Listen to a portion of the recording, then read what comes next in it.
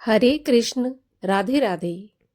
स्वागत है आपका मेरे चैनल द रिलीजियस लाइफ में। कान्हा जी की कृपा आप पर और आपके परिवार पर हमेशा बनी रहे।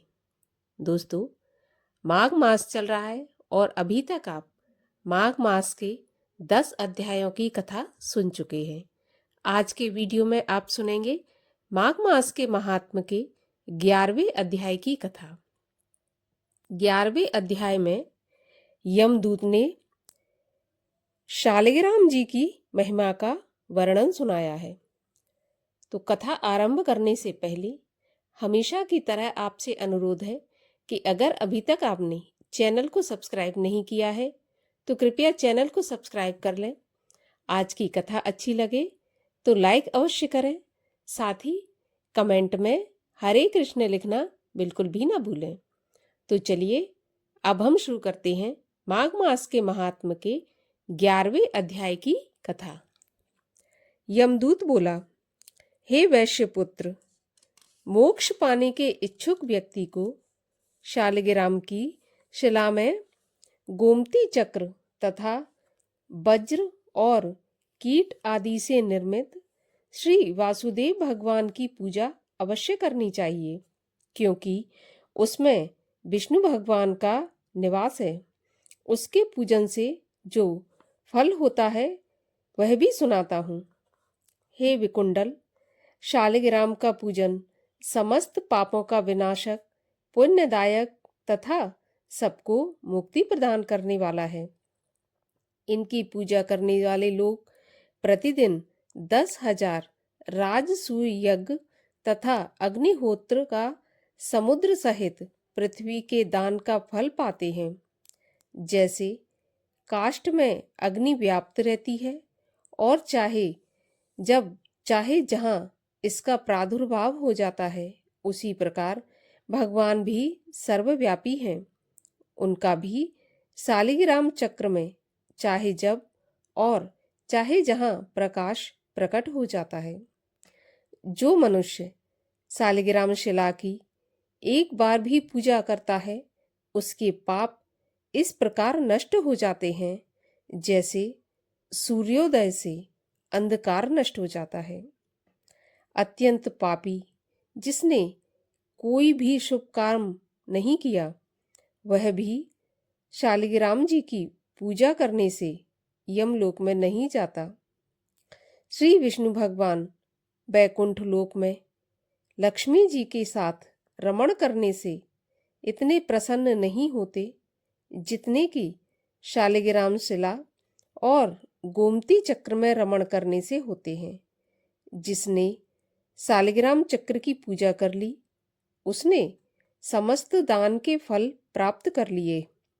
हे वैश्य, शालिग्राम की 12 शिलाओं का जिसने पूजन कर लिया, उसका पुण्य फल अब मैं तुम्हें सुनाता हूँ।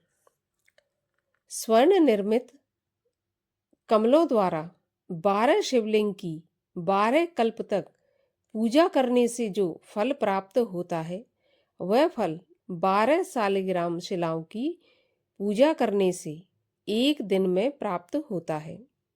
भाव भक्ति पूर्वक शालिग्राम जी की पूजा करने वाला वैकुंठ वास करने के बाद इस लोक में चक्रवर्ती राजा होता है। कामी, क्रोधी तथा लोभी पुरुष भी शालिग्राम में गोविंद भगवान की पूजा करने से अधोगति को प्राप्त नहीं होते। शालिग्राम शिला में भगवान विष्णु की पूजा करने वाले स्वर्गगामी होते हैं। यह हमारा कथन बिल्कुल सत्य है। शालिग्राम शिला के जल से स्वयं अभिषेक करने वाला व्यक्ति सब तीर्थों में स्नान कर लेता है। गोदावरी, गंगा, रेवा आदि मोक्षदायिनी नदियां सब शालिग्राम में निवास करती हैं। जो लोग कलयुग में भक्ति भाव से मिष्ठान का भोग तथा विविध भांति के पुष्प, धूप, दीप, चंदन, स्तोत्र पाठ, वाद्य एवं गान आदि से शालिग्राम की पूजा करते हैं, वह करोड़ों कल्प पर्यंत भगवान के निकट रहते हैं। एक बार भी शालिग्राम की शिला रूपी लिंग का पूजन करने से मुक्ति प्राप्त होती है। जहाँ शालिग्राम रूप में भगवान रहते हैं, वहाँ सब यज्ञ, देवता, सिद्ध तथा 14 भुवन वास करते हैं। जो शिला के समीप श्राद्ध करते हैं, उससे पितृ तृप्त होकर स्वर्ग में वास करते हैं। पंचगव्य का आचमन करने से जो फल मिलता है, वह शिला के जलपान करने से प्राप्त हो जाता है। जहाँ शालिग्राम रहते हैं, वहाँ 3 कोस पर्यंत वह स्थान तीर्थ के समान माना गया है। वहाँ किया गया दान, हवन आदि करोड़ गुना फलदायक है। शालिग्राम शिला का जल तथा गोमती का जल दोनों को मिलाकर सिर पर धारण करने वाले व्यक्ति का शरीर भी चक्रांकित हो जाता है। यह गुप्त चिन्ह होता है, जिसे यमराज के अतिरिक्त अन्य कोई नहीं देख सकता। इस कारण यमराज हरि भक्तों के चरणोदक से भयभीत रहते हैं।